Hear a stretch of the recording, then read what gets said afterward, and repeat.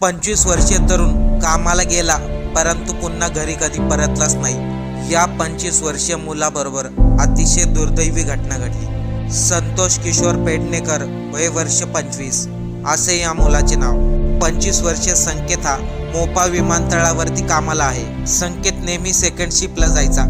गुरुवारी देखील तो सेकंड शिफ्टला गेला, परंतु रात्रीचे 12:30 वाजूनही गेले तरी देखील तो घरी आला नाही। संकेतच्या घरी आई, वडील आणि बहीण असा त्याचा परिवार आहे। 12:30 वाजून गेले तरी देखील संकेत घरी आला नाही। त्यामुळे घरातील लोकांना चिंता वाढू लागली आणि जेव्हा त्यांना संकेतबद्दल समजलं तेव्हा सर्वांच्या पायाखालची जमीनच सरकली। संकेत हा रात्री 12:30 वाजता कामावरून सुटून घरी येत असताना शिरोड वेंगलूर मार्गावरती त्याच्या दुचाकीचा मोठा अपघात झाला आणि त्या घटनेमध्ये 25 वर्षीय संकेतचा दुर्दैवी मृत्यू झाला।